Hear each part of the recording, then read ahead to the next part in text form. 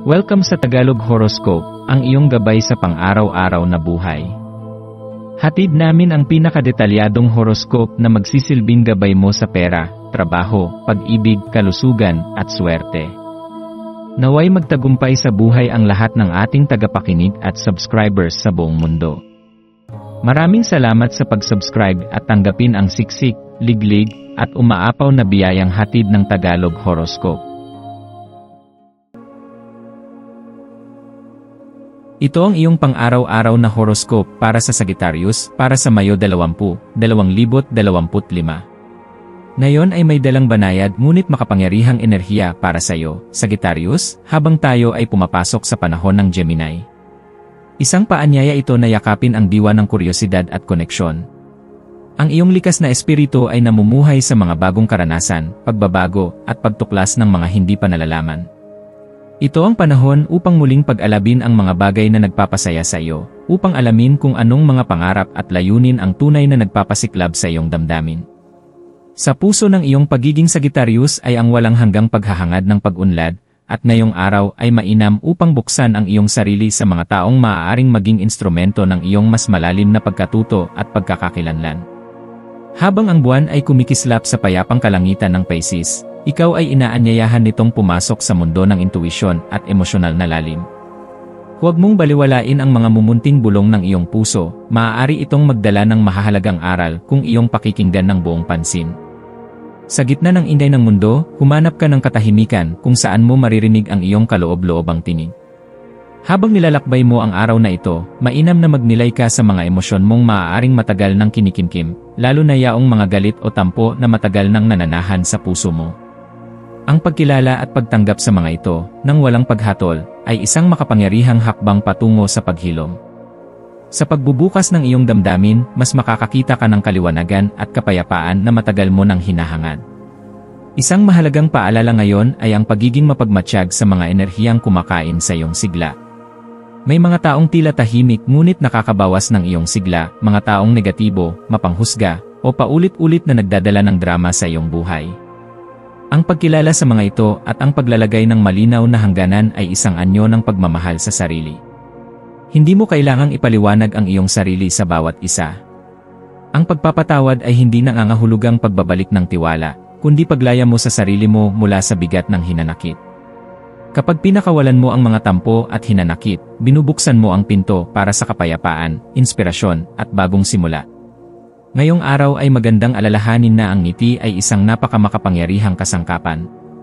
Ang isang simpleng ngiti ay may kakayahang baguhin hindi lamang ang sarili mong disposisyon, kundi pati ang paligid mo. Ang iyong natural na karisma ay higit pang magliliwanag kung ikaw ay may bukas na puso at handang makinig at makipag-ugnayan sa iba. May mga pagkakataon na yung araw na maaaring may lumapit sa iyo, isang kakilala, kaibigan, o bagong kakilala, at ang simpleng pagngiti o pagbibigay ng oras para makinig sa kanila ay maaaring magbunga ng malalim na koneksyon. Ang mga ganitong sandali ay nagbibigay saysay sa ating araw, nagbibigay ng kahulugan sa ating pagkatao, at minsan ay nagiging simula ng mga koneksyong magpapalalim sa ating pagkatao. Sa mga usaping pinansyal, ito ay panahon para magmuni-muni kung paano mo ginagastos ang iyong oras at pera. May mga oportunidad na dumarating, ngunit kailangan mong siguraduhin kung ito ba ay tunay na magpapayaman sa iyong buhay o isa lamang sa maraming tukso ng panlabas na mundo. Maging mapanuri at gamitin ang iyong intuisyon bilang gabay sa bawat desisyon. Ang kapangyarihan ng Pisces ay nagbibigay sa iyo ng kakayahang maramdaman kung alin ang totoo at alin ang ilusyon. Sa iyong karera o propesyon, baka may mga bagong ideya o proyekto na biglang pumasok sa iyong isipan. Huwag mo itong baliwalain. Ang bawat ideya na dumarating ay may potensyal, lalo na kung ito'y may kaakibat na damdamin ng sigla at pag-asa. Sa larangan ng pag-ibig, ito ang tamang panahon upang magbigay linaw. Kung may kasalukuyang karelasyon, magandang pag-usapan niyo ang inyong emosyon, ang inyong mga plano, at ang inyong mga pangarap. Sa mga single na Sagittarius, maaari mong maramdaman ang paglapit sa iyo ng isang tao na may dalang positibong enerhiya. Huwag mong itulak ang damdaming ito, hayaang lumago ito ng natural. Tandaan, ang tunay na koneksyon ay hindi kailangang madaliin, kundi damhin at kilalanin ng buong buo.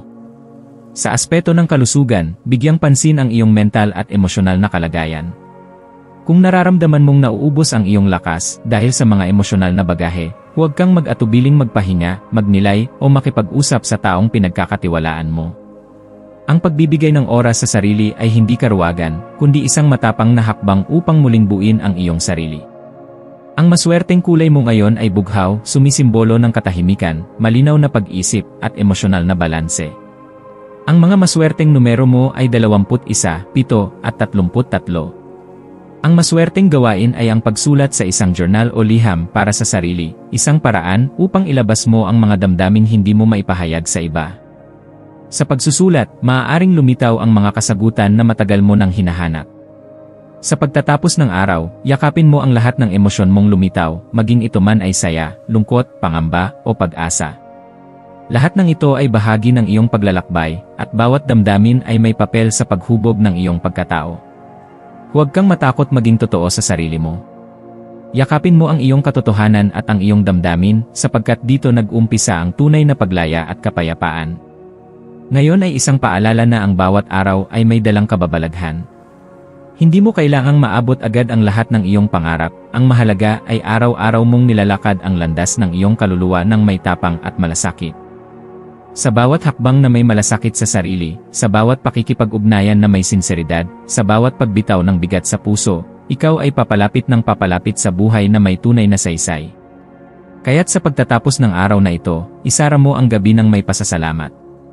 Pasalamatan mo ang sarili mo sa patuloy na pagbangon.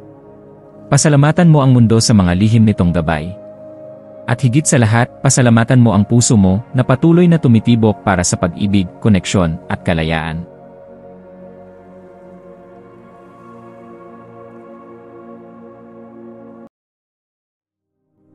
Tayo ay magkaroon ng kaunting sandali upang ipagdasal ang lahat ng mga dalangin ng ating mga subscribers, na sana'y matamo nila ang kanilang mga pinapangarap sa buhay, magandang trabaho, mabuting kalusugan, payapa at masayang pamumuhay, at siksik, liglig, at umaapaw na biyaya at kayamanan.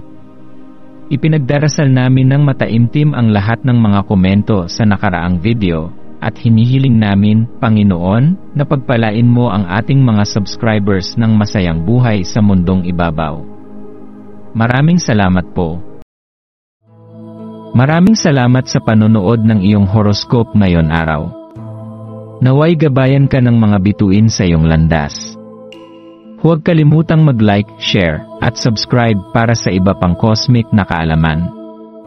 Hanggang sa muli, manatiling konektado sa universo